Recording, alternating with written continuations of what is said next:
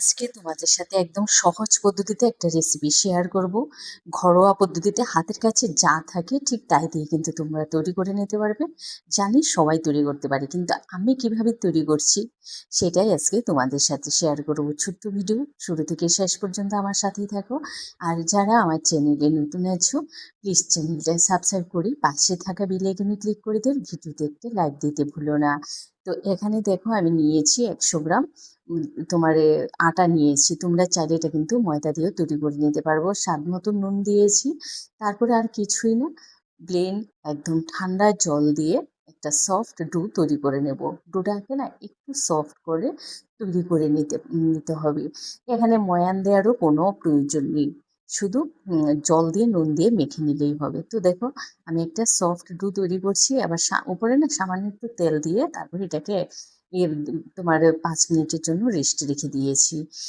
তারপরে তোমার হাত দিয়ে বেলে এমন ছোট ছোট আমি লেচি কেটে নিয়েছি। তো আমি এখানে 4টে লেচি কেটে নিয়েছি।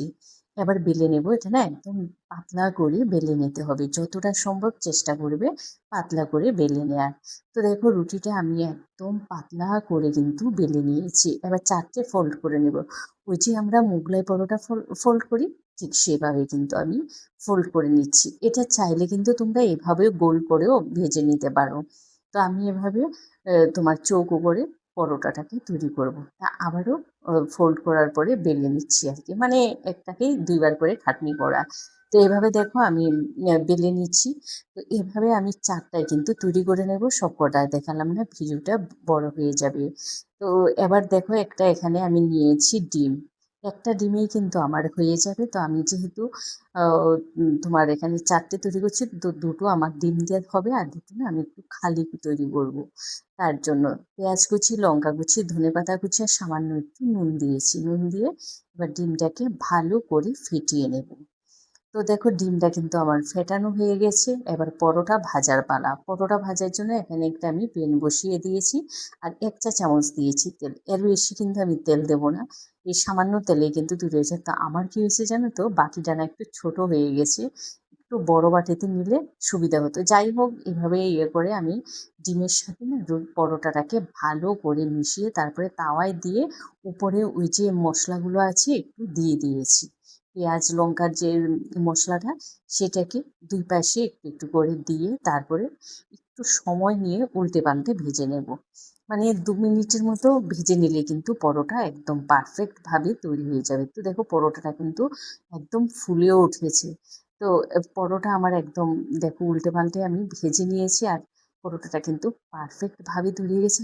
একদম সফট হয় এই পরোটাগুলো এভাবে ভেজে নিলে। একদম সামান্য তেলে কিন্তু ভেজে নেওয়া যায়। তোমরা দেখতেই পাচ্ছ আমি চায়ের চামচে মাত্র 1 চামচ তেল দিয়েছি।